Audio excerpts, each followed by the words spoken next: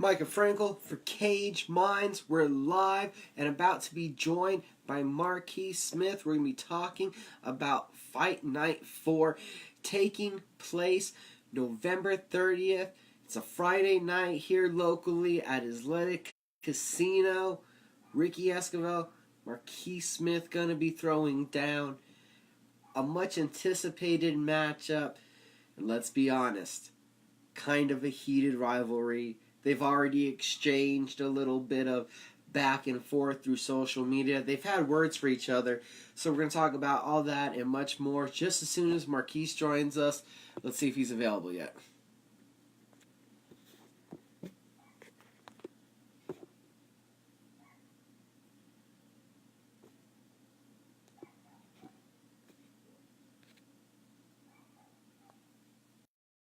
And we're adding right now.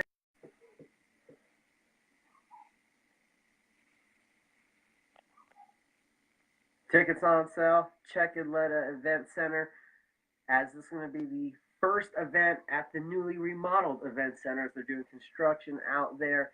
It's Fight Night 4. It's Friday night. Oh, shit. Oh, we're live. We got him with us. How you doing, sir? Oh, I'm good. How are you doing? Hey, turn your phone back the other way. No, you're sideways. Oh, okay. There we go. Okay, now we got you. Yeah. How you doing, Micah? I'm doing all right. I'm doing all right. How you doing tonight? I'm good. I'm living. I'm here. All right, you're living. Where are you living? Where are we talking to you at right now? I know everyone thinks that I live everywhere but where they actually say. So I live in San Antonio, Texas, and I train in San Antonio, Texas with Peace Brad Muay Thai and Rodrigo Pinheiro Brazilian Jiu-Jitsu. And how long have you been there? In January, it'll be a year. Last January, I made the move. I made the career decision to move teams and train in my home base. And honestly, it was a good decision. It was a smart decision on my part for a lot of reasons.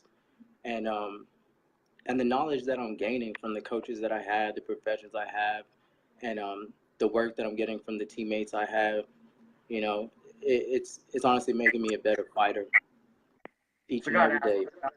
What's it like training with Pete Spratt? That's a legend that I've seen fight many times.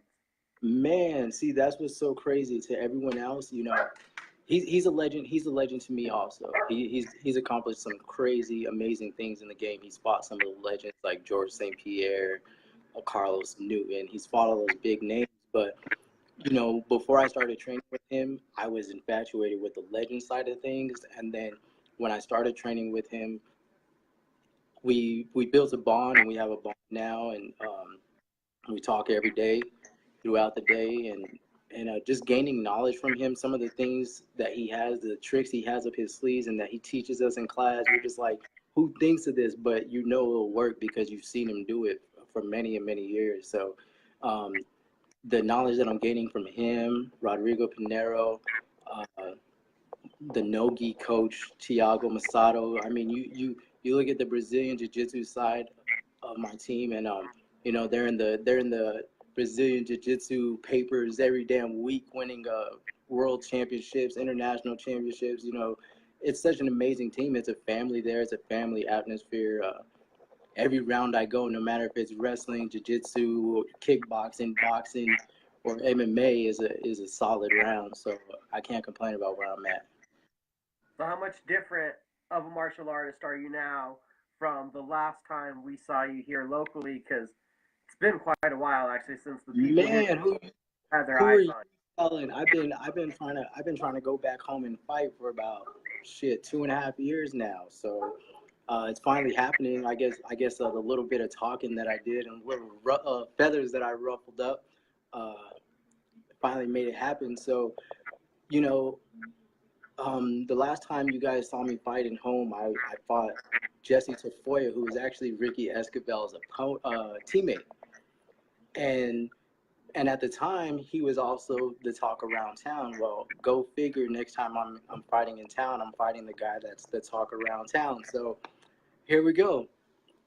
But since then, I just feel like I've matured as a fighter. Back then, I was I was just fighting to fight, and I had like these crazy wishes, like, oh, I want to be rich from this. I want to do this. I want to do that. And now I just fight because I love it again. I fell in love with the sport again. Um, I enjoy going to the gym every day. I enjoy every fight. My last fight, every fight since then has been a fight of the night bonus, like a fight of the night or a knockout of the night, submission of the night. So it's been fun. I've been having fun every fight. Like, yes, my record is 2-3 on paper, but if you watch every one of my fights, you see that I'm going out there and I'm having fun every damn night. And if you have watched any fights in my lately, you see that it's gonna take a couple bullets to get me out of that cage, because there's not a shot, there's not a choke, there's not nothing could really take me out. I've been in the cage since then. I've been in the cage with black belts, brown belts, guys that wrestled in the army, boxers, and I mean, my pro debut was against a Hawaiian scrapper who was 3-2. I mean, I don't turn down no fight. I don't ask for no easy fights. You could ask anybody that knows me. I've never asked for a give me fight at all.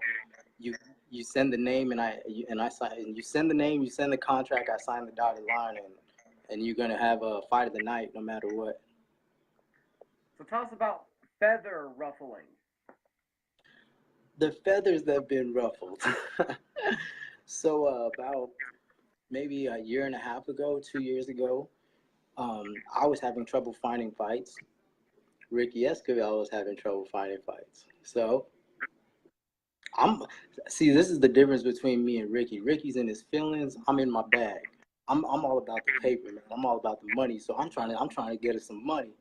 So I said, I called him out. I put the picture at the press conference. He said something that I posted a picture of him, and it was suspect.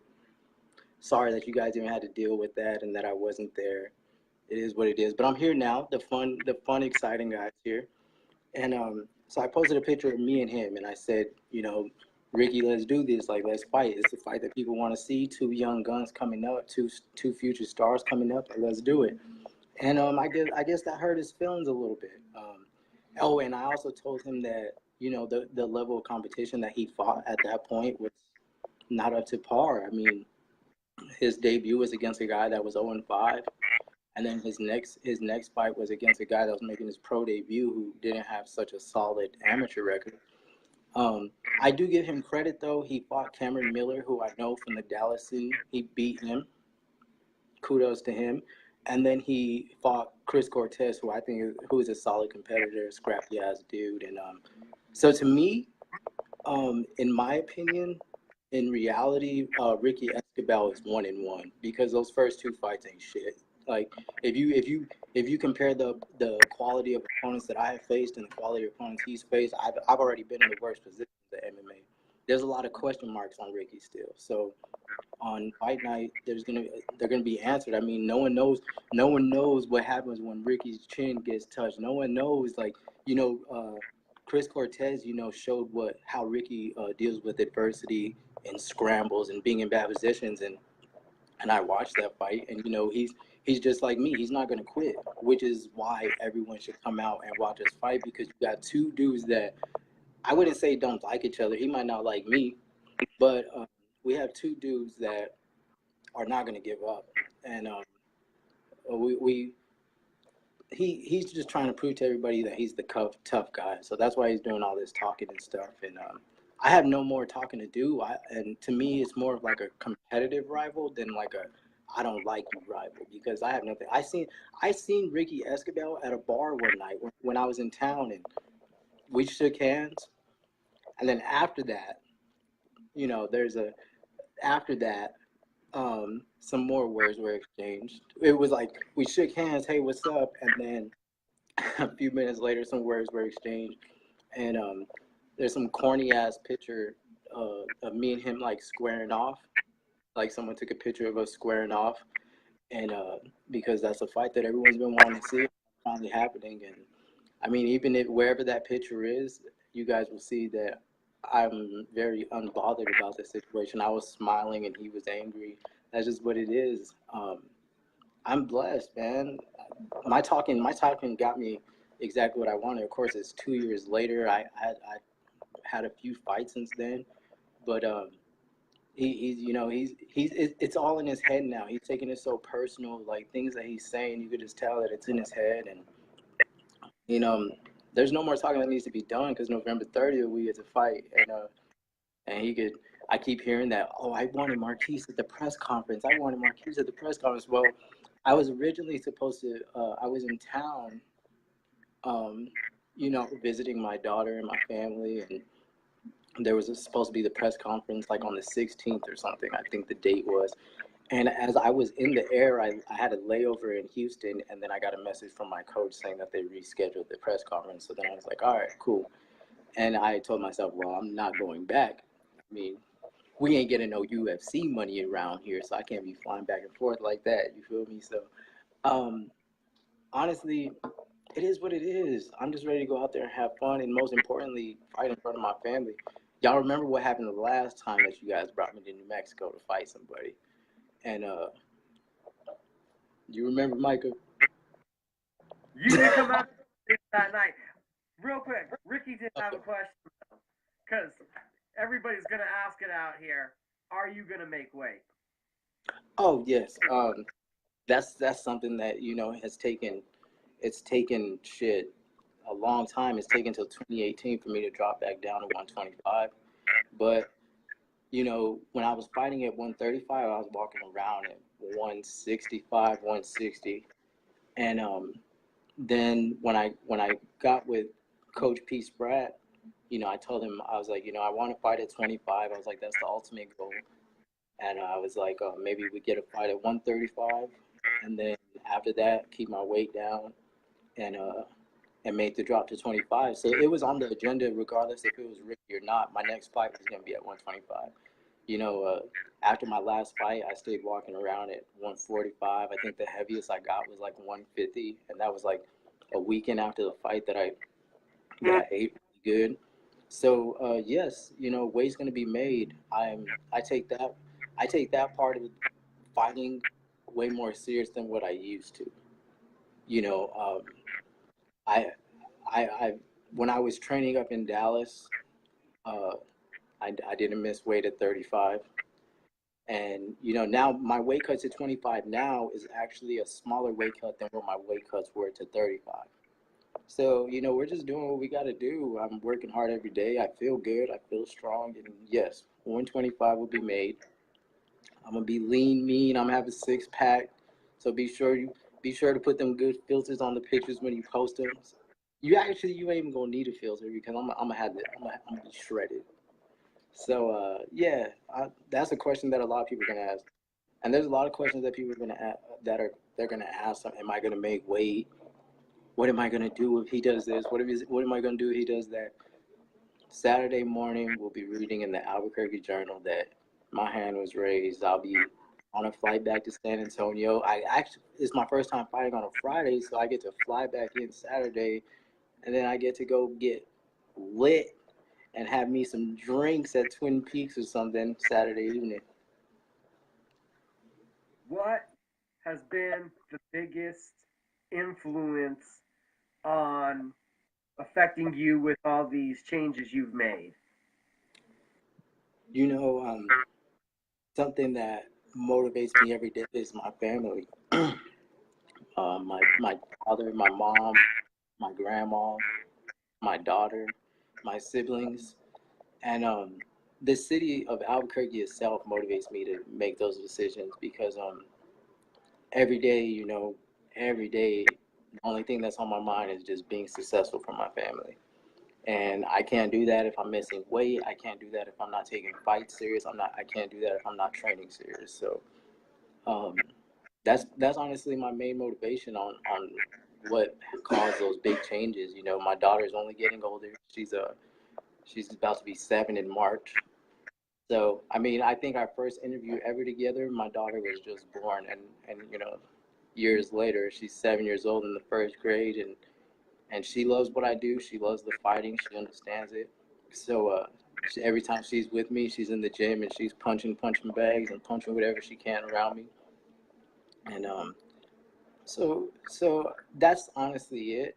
and I'm so all the way in when it comes to MMA that there's no backing out now. So I have to do everything that it takes, and I'm a professional now. So making weight, being on time to events. Not like I was ever late. I was never late, anything like that. But it's just those little things, and being able to talk with you guys and not sound ignorant or not, not make anybody look like a fool because I no longer just represent myself. I represent my family, my team, my teammates. Sponsorships. I represent all of us now, so I can't just be out here being a fool and acting crazy. And as you can see that now, I mean, everyone probably thought that I was going to get on here and talk crazy about Ricky, but it ain't that serious. Do you feel like you're being treated as the opponent, that you're being overlooked? Because Yes. in 1, 2, and 3, I'm like, kind of just a toss-up still at this stage in the game. Yeah. I definitely feel like I'm the overlooked fighter, and that's just on paper. You know what I mean? And a lot of people haven't watched me fight. A lot of people haven't seen me fight in Albuquerque locally on that scene. So the only fight that people could base me off of, if you haven't watched any of my pro fights, is my last amateur fight in Albuquerque. So um, it doesn't bother me, like any of that stuff. It doesn't bother me at all. Like I could be overlooked. A lot of people could doubt me. I mean, I had one fight going into fighting Jesse Tafoya, who had 10 fights. That's what everybody was talking about. And is he ready? Is he ready? Is he ready for this style of competition? And then I go out there and I knock him out in the second round. So that's the same mindset I'm going into this one. Is you could overlook me, but at the end of the night, you're gonna be a fan of me. Saturday morning, you're gonna be a fan of me. And that's win, lose, or draw. You're going to be a fan of me. You're going to be a fan of my fighting style. You're going to be a fan of what I stand for because uh, Albuquerque's the city of fighters and the city of love. So, and that's what I do. I fight. I fight to the death. I fight to the last bell, and there ain't no stopping that. He's the Jackson Wink guy. You've lost 2 in a row. Do you have to use some of everything to fuel that fire, to give you motivation? You know what? Right before my last fight, funny stories. Right before my last fight, we were in Dallas, me, Coach Pete, and a couple of teammates, and we stopped by Steakson's Janjira Muay Thai, who's a legend, and that's my coach's stomping grounds and where he was brought up. So he took us over there to see everything. And before I left, Steakson told me something that just stuck with me, and he said, tonight's just another night. He was like, win, lose, or draw, it's another night. You'll fight as long as you're healthy. You could fight next weekend. You could fight the weekend after that. You could fight the weekend after that. So I'm gonna be fighting until the day I can't fight no more. That's kind of where I'm at in life. Like I'm fighting until I can't fight no more. The day that the doctor says don't do it, you just can't do it. That's the day that I'm gonna stop. And so to go into a fight like, oh, I need a win. That's why I lost. That's why I have 3 losses on my record because I've gone into fights with the mindset like, oh, I can't lose. I gotta get this check. Instead of going out there and having fun and just living life and being able to appreciate that I'm doing something that I love that I've been wanting to do since I was a kid. So no, I don't have no extra pressure on myself. I don't feel like I need to pull any tricks out the bag or anything like that. It's a fight. He's trying to hit me, and I think once I maybe get hit once or twice, I'll probably wake up, and then I'll start throwing punches, and then it's gonna be a fun night. I mean, I just. Oh, go ahead. I'm sorry. No, what you were saying. Oh, I was just gonna say I'm just excited to be back, man. I'm excited to come back home and put one on for the city. And I was gonna say, even outside the fight right now, you seem to be happy. You're happy with what you've been doing, with where you Oh are. man, life is good, man. Life is really good. Like I said, I'm blessed. Um, I'm doing what I love. You can't have today is Monday. Most people hate Mondays, but once I get off this call with you in a little bit, I'll hop in my car and get to go to training, and it's just another day. I love what I do. I'm actually very happy. Life's good. My family's healthy. I'm healthy. My opponent's healthy, and because that's a big part too. You know, my opponent has to stay healthy so we can make this happen. So I keep just praying and praying that he stays healthy and nothing happens, so we could actually make this fight that everybody wants to see happen. November 30th. Why do you get the win? Because I wanted more. Um, you know, there's certain people in the fight game. There's those that fighting is all they have, and then there's those that do it because they want to, and if fighting didn't go their way, they can fall back on family money or fall back onto a career they have. But I'm one of those people that this is all I got. You know, I didn't go to college. You go get no college degree. You know, this is all I have. This is what I love. This is my life. So aside from family, this is what I do, and that's why I win. I win because you're looking at a fighter till the day I die, man. Um, I'm gonna go out there. I'm gonna put on a show for everybody, but most importantly, we're gonna get our hand raised. I'm not predicting any way. I don't look for knockouts. I don't look for submissions. I don't look. Of course, I don't want it to go to the judges' scorecard, but if it does, it does. But I'm just going out there and fighting a smart fight. Show the training that my coaches implemented in me, showing how ready my teammates can get me, and just show you why I should have got a call to go back and fight home a long time ago. Who do you need to shout out to? Who do you need to thank? I want to thank the man up above, of course.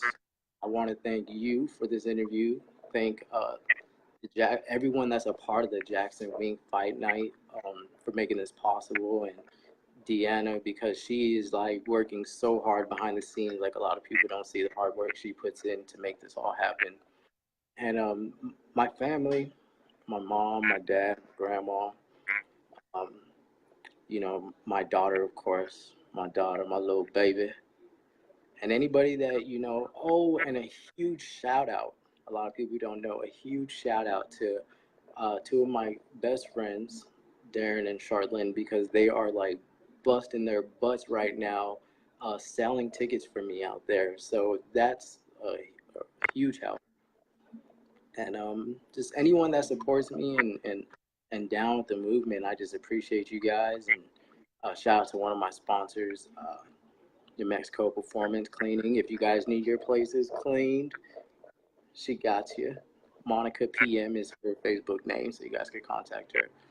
And I just want to thank you, man. You've definitely watched me grow in this sport from you used to come into the gym I was training at when I was like 14, 15 years old, and I watched you interview all the pros that I was training with that I looked up to, and I was like, one day. Then I turned 18, then I got that chance, and now I'm about to be 23 next month, and we're still here. We're still in the game. Fight Night 4. I can't wait for it. That week, there will be a press conference. You can see the chirping continue between these two. And night weigh-ins will also be Thursday, free and open to the public. Can't wait to see everybody. All the festivities taking place at Isleta Resort and Casino. Again, Marquis, thank you for the time, sir. Thank you, Micah. Cool. Good talking. Good talking with you.